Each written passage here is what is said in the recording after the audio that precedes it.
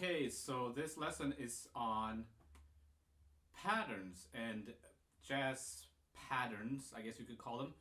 Uh, some people refer to this idea as musical sequence. Notes that move through a scale in a certain pattern or sequence, like this one.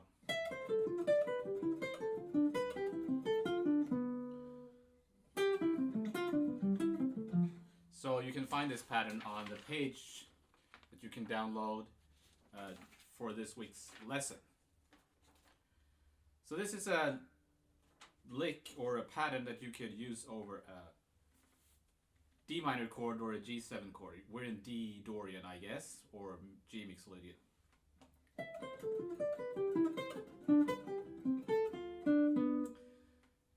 There's a lot to be said about patterns, and I think a lot of people they're kind of afraid of patterns because it sounds, if you play too patterny, as it were, it sounds predictable and boring. So they think that okay, so I shouldn't practice patterns. But I think it's important, just as it's important to practice scales. But you don't play scales up and down when you're improvising. You still need to practice them. And the thing with patterns is that you can make it more interesting just by adding some rhythm to it. The first example here, or example 2, I play the same pattern, but instead of starting on beat 1, 1, 2, 3, 4,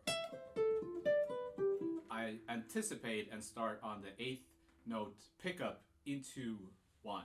So you'll have 1, 2, 3, 4, 1, 2, 3, 4, 1, 2, 3, 4, 1, 2.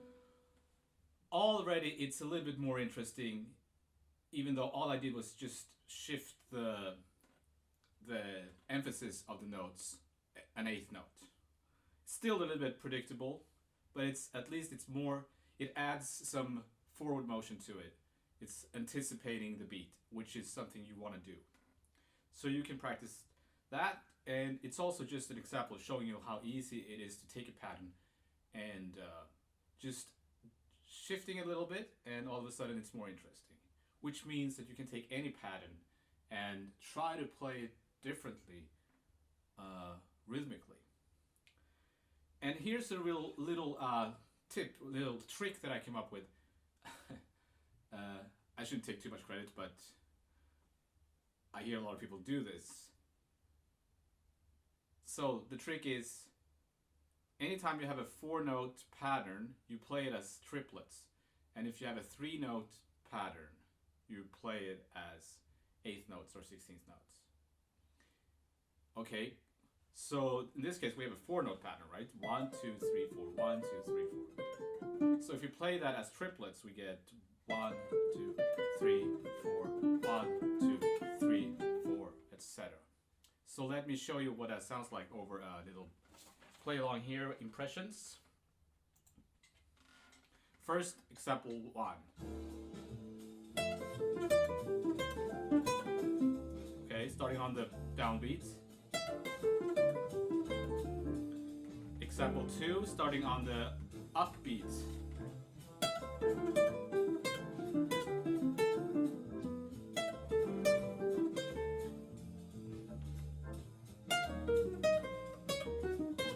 Omitting some notes, adding rhythm to it. And then the triplets.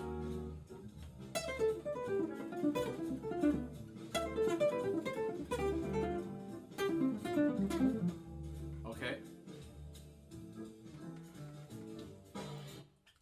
So then I'll take another very common pattern that you'll hear a lot in jazz. You'll hear players like John Coltrane play this pattern. Sorry.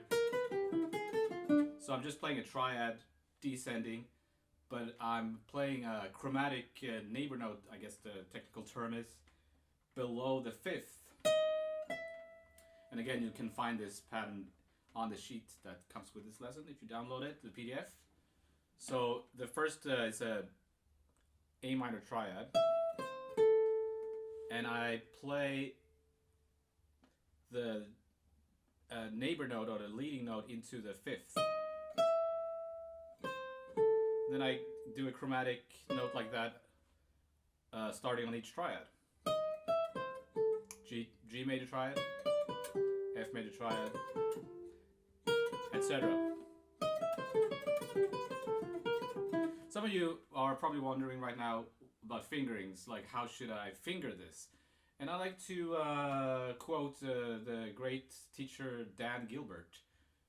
I don't care about your fingering problems, solve them. Because it's different from player to player. I find that some people might like to do a slide. If you have a more legato approach, some people want to pick every note. You know, so fingerings, it's kind of up to you. So this, as you notice, this is a little bit of a more advanced lesson. I'm assuming that you know how to solve your own fingering issues, kind of. Okay, so we have a 4-note pattern here. Again, that's triplets. See if I can try this over the impressions here.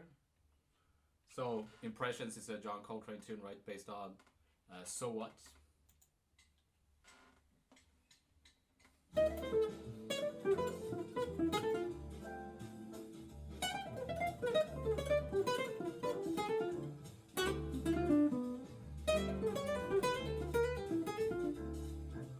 Okay. So I did a little bit more of a legato approach there at the end, which worked better for me. So that was example number 4. Then we have example number 5. There's a 3-note pattern, which is thirds. Still, we're in C major or D Dorian or G mixolydian, however you want to think of this. And we're gonna approach each note from a chromatic lead. Is it leading note or approach note? I can never remember. You have to correct me here if I'm wrong. And again, please, I'd love to get feedback if there's something you think I'm saying that is weird or wrong. So we're approaching each note from below.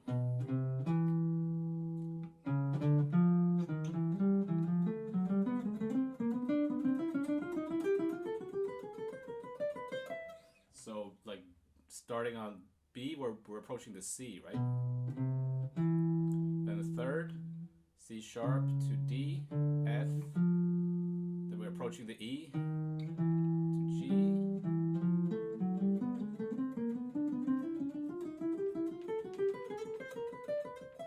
So if you play this as triplets, it would be kind of boring. 1, 2, 3, 4, 1, 2. But if we play it as 8 notes,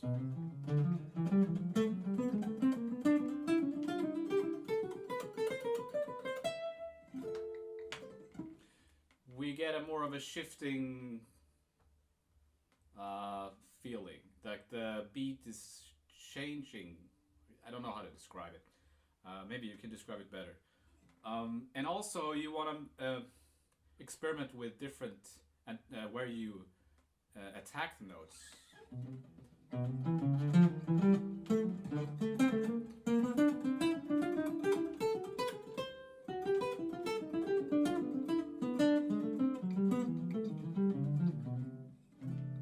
Okay, and you don't have to become a slave to the pattern. You can mix it up, add different intervals, you know.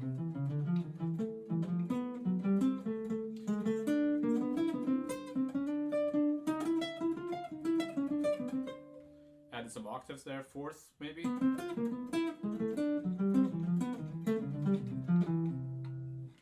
That's the trick. That's how you should practice this. But first you need to learn the pattern. Then you try to add different ideas to it. Then you're improvising, right? So I'm gonna play this pattern over the impressions and you hear what it sounds like.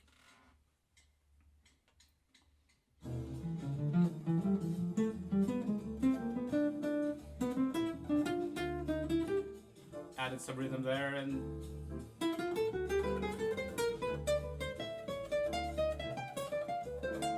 fourth.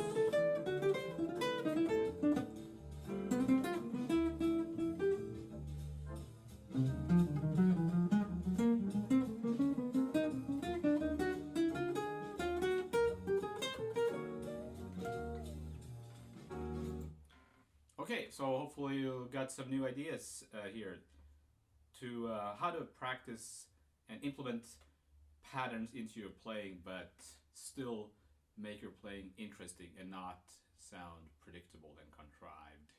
So first you learn the pattern, and then you experiment with it rhythmically and also uh, changing the notes around.